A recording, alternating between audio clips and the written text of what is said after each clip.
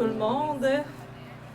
Je suis Christelle Lavoie, responsable de la bibliothèque et je vous souhaite la bienvenue à l'inauguration de cette plaque historique en hommage à Laure Conant. L'été dernier, à l'occasion du 100e anniversaire de décès de l'écrivaine, la bibliothèque présentait une exposition en collaboration avec le musée de Charlevoix. C'est une exposition qui recréait en partie l'intérieur de sa maison de la Malbaie. Suite à cette exposition-là, le conseil municipal a souhaité poser un geste de reconnaissance durable envers la vie et l'œuvre de celle qui, quand même, on considère comme la première femme romancière au Québec. Aujourd'hui, la ville de la Malbaie se souvient de cette citoyenne émérite et veut en laisser une trace. J'invite donc Monsieur le maire Michel Couturier à venir vous dire quelques mots. Quelques mots dans ce beau matin ensoleillé. Ça fait plaisir d'être là, merci. Alors évidemment que je voudrais saluer mes collègues qui sont là, Bruno Savard qui est au conseil de ville, Marie-André Girard qui est avec moi, j'en ai pas d'autres, là. J'en oublie pas. Et Mme Gagnon, la directrice générale. Écoutez, c'est un plaisir d'être là ce matin avec vous. Je pense que la ville de la Malbaie participe beaucoup dans le développement de son patrimoine. Nous travaillons beaucoup à mettre en valeur l'histoire de la Malbaie. Je pense qu'il y a un projet qui est quand même particulier, que beaucoup de gens mettent en référence et voient ces temps-ci. C'est évidemment Cité Mémoire, le beau projet avec Montréal en histoire. Cité Mémoire est quelque chose d'important. On travaille beaucoup, on a fait beaucoup de panneaux historiques aussi à Pointe-Pic, Capalègue, on travaille beaucoup là-dessus.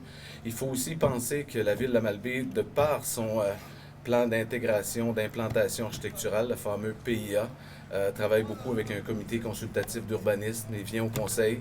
Et ce comité a pour mission de préserver le patrimoine des bâtiments qui ont de la valeur environnementale. Alors, c'est quand même intéressant.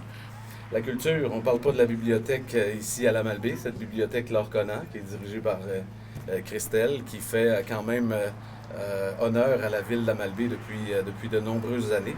Tout ça pour dire que le patrimoine, on y travaille. Parfois, il y a des dossiers qui demandent un peu plus d'attention et qui font plus débat un peu.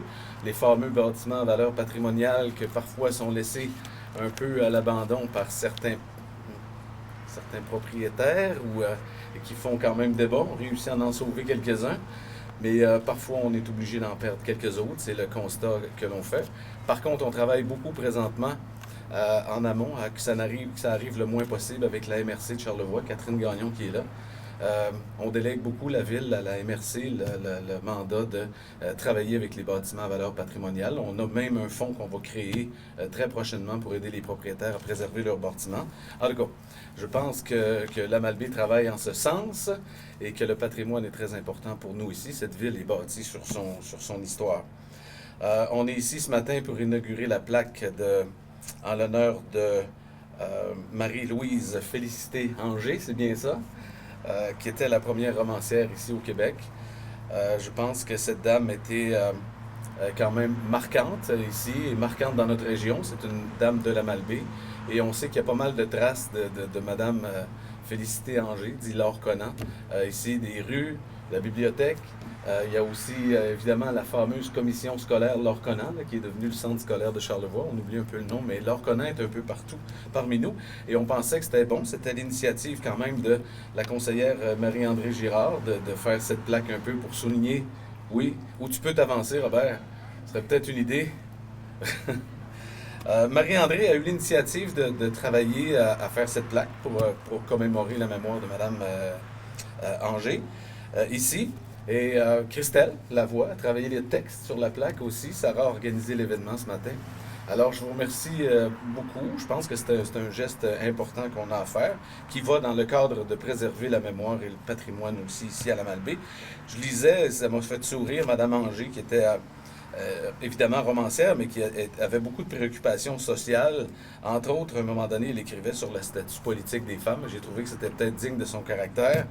Ce qu'elle écrivait à ce moment-là sur le vote des femmes, c'est, elle écrivait à une de ses collègues, elle dit « Je vous avoue que le droit de voter me semble pour nous assez peu désirable. » Elle parlait des femmes, évidemment. mais si jamais il nous était accordé, c'est ma conviction que les femmes n'en pourraient user plus mal que les hommes. Alors, ça reflète un peu le caractère que Mme Anger pouvait avoir. Elle avait du caractère, la dame. Alors, sur cette initiative, moi, je ne veux pas être plus long. Je vous félicite.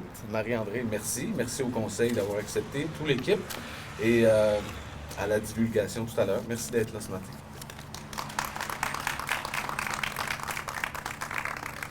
L'exposition de l'été dernier a été l'occasion pour nous de tisser des liens avec une passionnée de l'art Conan. C'est l'auteure India Desjardins. Elle devait être ici aujourd'hui avec nous, mais elle a eu un empêchement. Elle tenait quand même à ce qu'on vous lise un petit texte qu'elle a écrit pour l'occasion. Bonjour tout le monde. Je devais me joindre à vous aujourd'hui pour célébrer ce bel hommage à l'art Conan. Mais malheureusement, à ma grande tristesse, Gustave, mon compagnon canin, étant malade et en fin de vie, je n'ai pas pu me déplacer. J'ai une fascination et admiration sans borne pour Laure Conan, pseudonyme de Félicité Anger, née en 1845. C'est la première femme canadienne-française qui a gagné sa vie par l'écriture, mais hors d'ici, hors de Charlevoix, on la connaît à peine. Et je me suis donné la mission que ça change. J'ai moi-même découvert cette écrivaine par hasard, en faisant des recherches sur un autre sujet, et je me suis demandé pourquoi elle ne m'avait jamais été présentée à travers mon cheminement scolaire. La carrière de cette écrivaine a pourtant été prolifique. Non seulement elle a été la première Canadienne-française à voir un de ses romans être publié, elle a réussi à faire de l'écriture son métier. En 1903, elle s'est vue décerner un honneur que peu d'écrivains canadiens peuvent se vanter d'avoir reçu, le prix Montsion de l'Académie française pour son roman historique L'Oublié. Le 8 mars 2021, le ministère de la Culture et des Communications a consacré Laure Conan comme personnage historique, l'incluant au répertoire du patrimoine culturel du Québec aux côtés de figures notables telles que Gabrielle Roy et Judith Jasmin. Cette reconnaissance souligne son importance dans l'histoire littéraire québécoise. Malgré ces distinctions, elle demeure relativement effacée de la sphère publique. Son œuvre n'a jamais été adaptée pour le grand écran. Ses livres ne figurent pas dans les cursus scolaires, au même titre, par exemple, que Maria Chapdelaine de Louis Aymon. Je me demande, est-ce qu'on l'a oublié? Et cette question me tourmente. Si aujourd'hui être écrivaine peut sembler banal, Laure Conan l'a fait contre vents et marées, à une époque où il était difficile pour une femme de choisir son destin.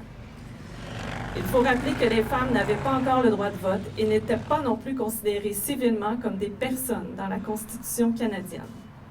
Elles avaient seulement deux options, le mariage ou la vie religieuse. Laure Conan, célibataire, a choisi la voie de l'écriture, ce qui est vraiment particulier, et qui fait d'elle une pionnière, mais aussi une battante. Grande défendresse de la langue française, de notre culture, et à une époque où les femmes ne pouvaient participer activement à la vie politique, fervente patriote, elle recommandait ceci dans sa pièce de théâtre si les Canadiennes le voulaient.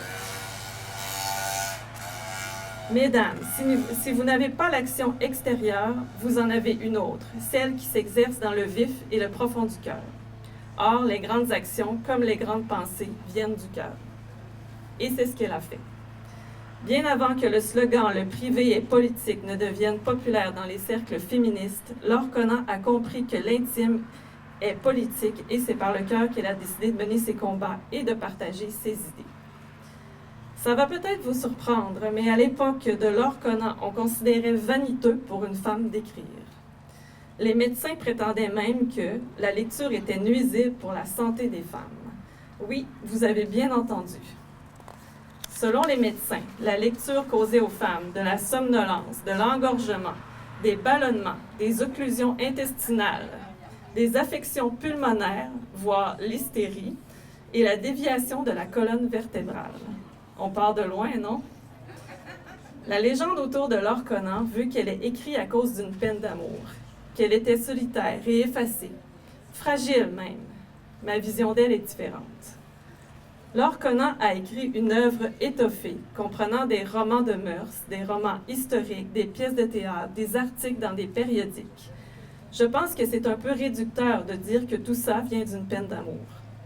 Sa correspondance démontre qu'elle n'était pas qu'une solitaire, qu'elle entretenait même plusieurs liens amicaux avec des gens influents, qu'elle avait un grand sens du marketing pour faire la promotion de ses œuvres et même un aplomb considérable pour négocier ses contrats et se battre pour ses droits d'auteur. Dans la biographie d'une autre femme forte méconnue de notre histoire, Robertine Barry, on dit ceci de Laure Conant. En dehors des membres de sa famille, Laure ne fréquentait pratiquement personne et consacrait sa vie à l'écriture. Robertine la comprenait. Elle estimait que ce travail était incompatible avec les bruits du monde et les activités mondaines. Mais ce qui est une nécessité pour un écrivain peut être qualifié de sauvagerie par les autres. Lorsque Laure devait sortir, les gens la dévisageaient sans retenue. Afin de se soustraire à ses regards inquisiteurs, elle portait des chapeaux au large rebord et relevait le col de son manteau, ce qui était interprété comme un signe supplémentaire de sa bizarrerie ou, dans le meilleur des cas, de son excentricité d'artiste. Un jour, dans une lettre à une de ses amies, juste un peu avant d'entamer son premier roman « Angéline de Montbrun », elle a écrit ceci. « Je vais commencer un roman. Je me sers de ce mot, quoiqu'il ne rende pas bien ma pensée. En effet, il s'agit seulement de l'histoire intime, l'histoire d'une âme, si vous voulez. Je voudrais montrer une âme passionnée, luttant non contre une grande douleur, mais contre le terne.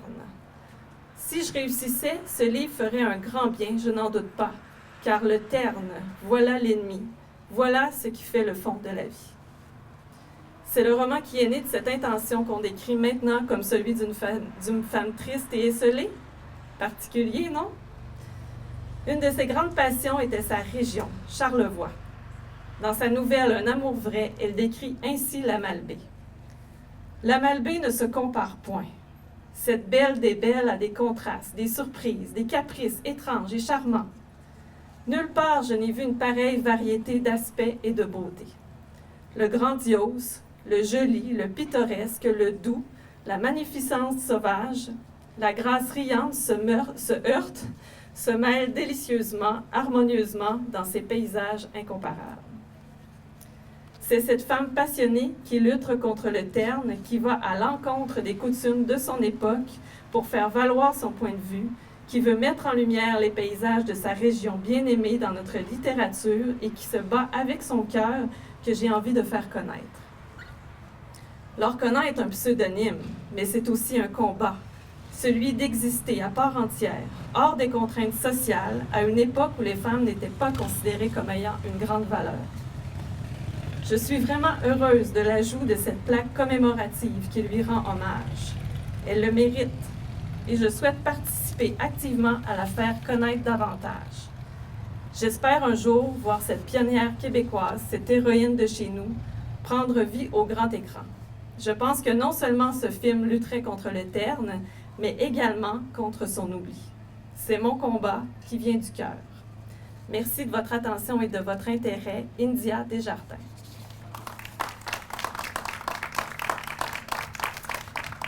On va maintenant procéder à l'inauguration. J'inviterai M. Couturier et Mme Girard à dévoiler la plaque.